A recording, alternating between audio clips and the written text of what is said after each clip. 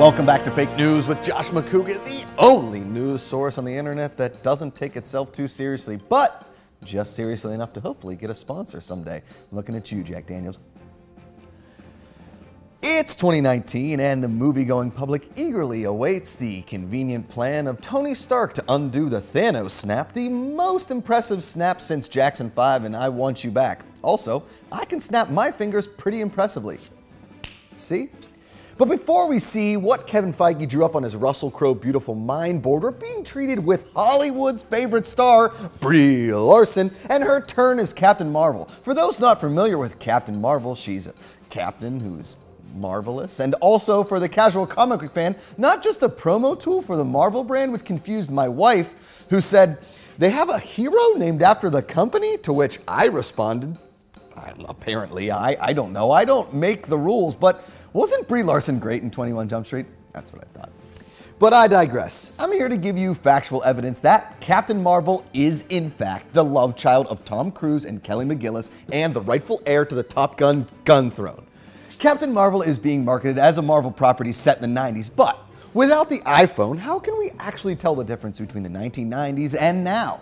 Honestly, we're dressed pretty much the same. We all still love Blink-182, Dr. Dre, the Motorola Razr, and gas is still something people complain about being too expensive. So, I ask you, how do I prove that Captain Marvel is most definitely the long-awaited sequel to Top Gun? I do it like this. Hit the music. Pilots are famous for their sunglasses, Aviator sunglasses to be exact. These sunglasses, a product of the Ray-Ban company, have been scientifically tested to withstand up to 130,000 Gs of force while in the cockpit of a Top Gun jet plane, and able to make people who are already good-looking even more good-looking. Hence the reason, when I put them on, I just look like a person that shouldn't wear sunglasses.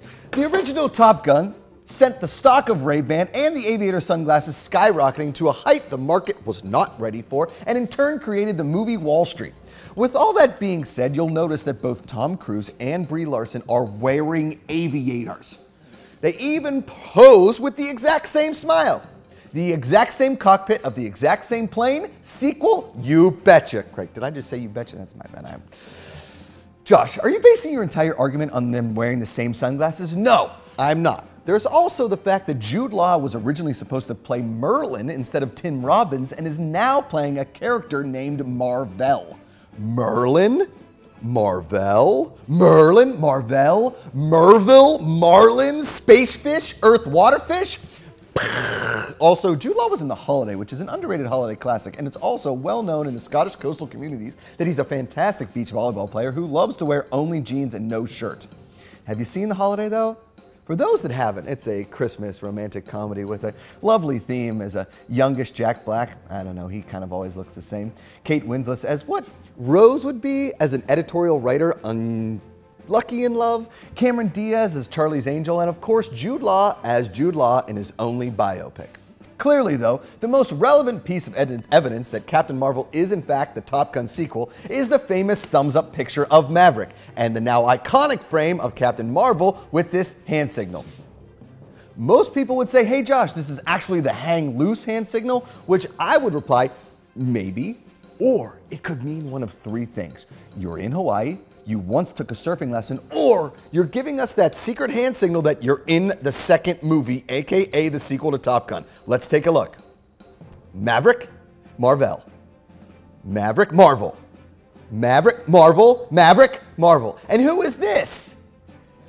Look at the last name, Rambo. Yeah, it's spelled different, but that's probably because her dad has been in Southeast Asia her entire life, and she refuses to get familial consideration when climbing the military ranks.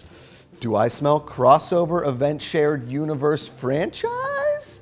Or perhaps these pilots were so familiar with the alien world that they knew what was coming in the form of Independence Day, and Top Gun was a prequel to Independence Day crossover with a sequel to Top Gun to explain the aliens in Independence Day. Think that's outrageous? Psh, so outrageous that Clark Gregg is actually playing Tom Skerritt's brother? It's almost too convenient to think otherwise. Also, there's a scene in The Holiday where an older man is climbing the stairs, and I swear, it brings even the most stoic man to tears. After all of these reasons, if you're still not convinced, that Captain Marvel is not the Top Gun sequel. Her cat's name is Goose. Now, for those that aren't up on their Canadian mythology of the Canadian goose, it's said that most geese are reincarnated as cats. So when Goose dies in Top Gun, it's perfectly clear that he is then reincarnated as Captain Marvel's cat, and if you look closely, the cat most definitely looks like Anthony Edwards. He was great in ER. Now, Brie Larson nor Tom Cruise have come out and admitted to this being the sequel to Top Gun. And fan theories are exploding like a frog with a firecracker in his mouth. From that kid in your neighborhood who will most definitely try and sell you drugs in high school and more than likely have to FaceTime from a federal penitentiary for your 10-year class reunion. But here at Collider, we have a team of private investigators staked out at local airfields all over the country. And of course, outside Kelly Lynch's house. Kelly McGillis's house to record any secret meetings between Captain Marvel and Captain Maverick. We have yet to see anything and actually have been told by local law enforcement that the neighbors are getting upset and to please leave. But at Collider, we're nothing if not persistent. Yeah. So, is Captain Marvel a sequel to Top Gun, masked as a Marvel movie? Is the Top Gun sequel they're supposedly shooting actually a fake shoot in order to throw us off of the biggest movie reveal in history? And what was Independence Day Resurgence all about? Honestly, questions. Questions that almost seem too good to be true to answer, but too bad to be false to deny. This is Fake News with Josh Macuga. Permission to buzz the tower.